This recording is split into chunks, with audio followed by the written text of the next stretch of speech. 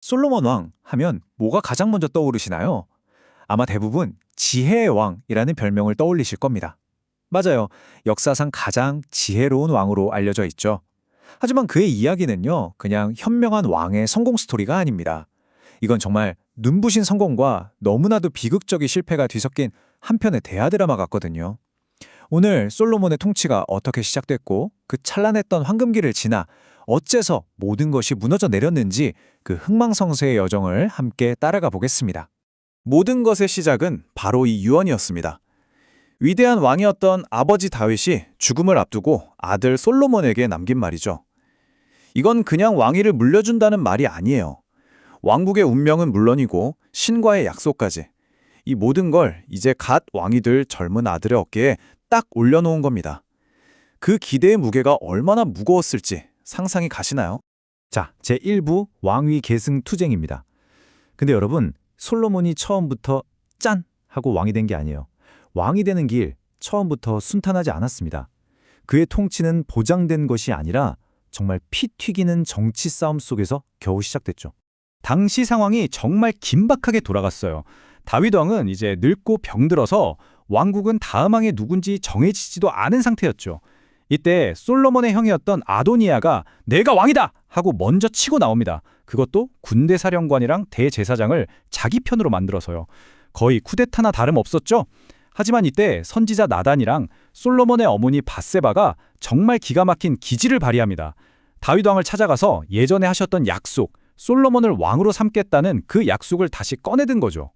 결국 다윗이 솔로몬에게 기름을 부으면서 아도니아의 쿠데타는 정말 하루 만에 끝나버립니다. 보시면 아시겠지만 당시 왕국의 권력자들이 정말 딱 둘로 갈라졌어요. 한쪽은 아도니아파, 군권을 쥔 사령관, 종교계의 최고 권위자, 그야말로 실세들이죠.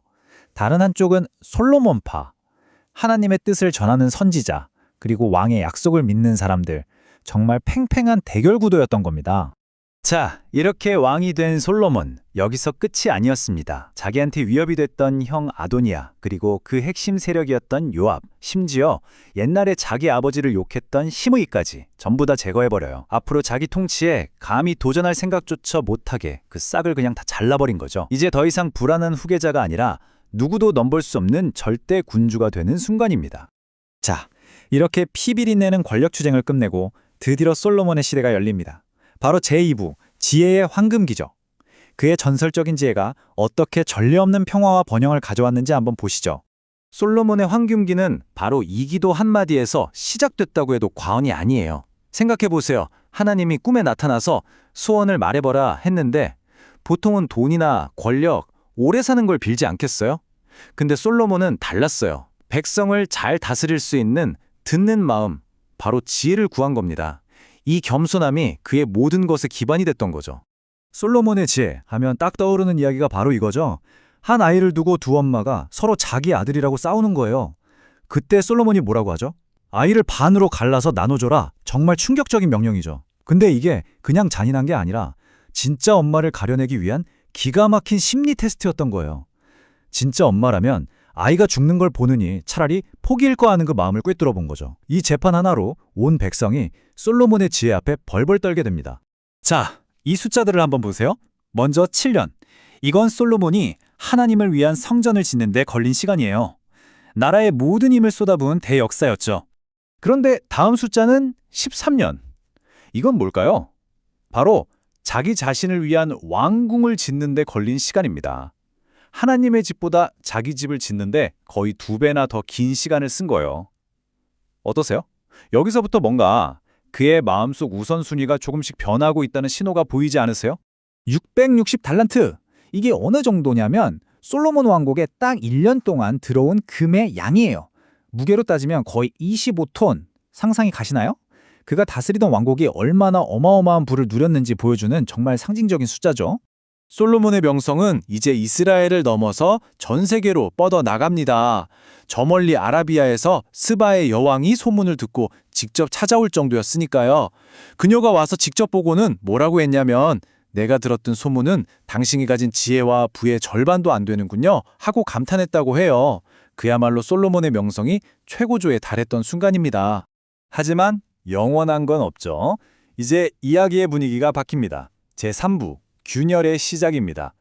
정말 아이러니하게도 그의 힘과 성공의 상징이었던 것들, 바로 수많은 외국과의 정략 결혼이 그의 몰락을 부르는 씨앗이 될 줄은 아무도 몰랐겠죠.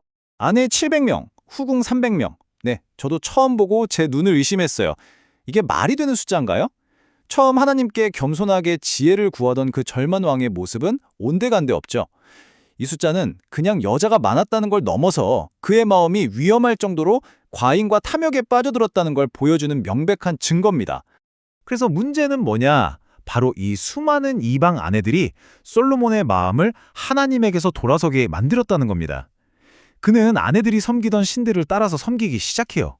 아스타롯, 크모스, 몰록, 심지어는 이 우상들을 위해서 예루살렘에 떡하니 신전까지 지어줍니다.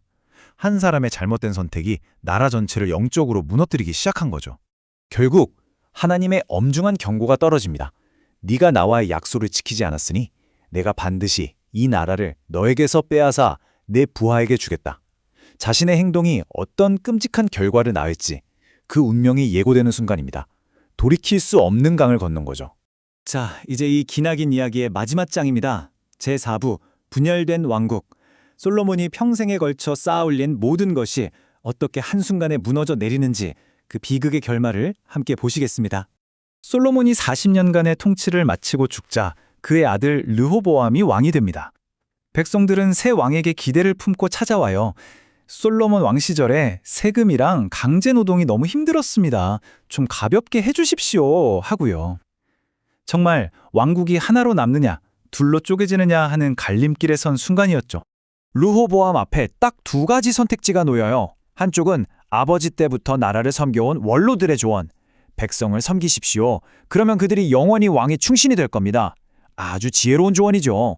다른 한쪽은 자기랑 같이 놀던 젊은 친구들의 조언. 무슨 소리예요? 더 강하게 밟아야죠. 내 새끼손가락이 아버지 허리보다 굵다고 하세요. 정말 오만하고 어리석은 조언이죠. 지혜와 폭정. 르호보암은 이제 선택해야만 했습니다. 그리고 르호보암은 역사상 최악의 대답을 하고 맙니다. 내 아버지는 너희를 채찍으로 다스렸지만 나는 전갈 채찍으로 다스리겠다. 이 한마디에 모든 희망이 산산조각 나버렸습니다. 그야말로 불에 기름을 부은 격이었죠. 그 결과는 보시는 그대로입니다. 한때 통일왕국이었던 솔로몬의 나라는 북쪽의 10개 부족 이스라엘과 남쪽의 유다 부족 유다로 완전히 갈라져 버리고 맙니다. 비극이죠. 솔로몬의 이야기는 결국 우리에게 이 질문을 던지는 것 같아요. 어떻게 그렇게 위대한 지혜를 가졌던 사람이 이토록 비극적인 결말을 맞이할 수 있었을까? 어쩌면 지혜 그 자체보다 그 지혜를 끝까지 지켜낼 수 있는 겸손한 마음이 더 중요했던 건 아닐까요? 이 질문을 여러분께 남기면서 오늘 이야기를 마치겠습니다.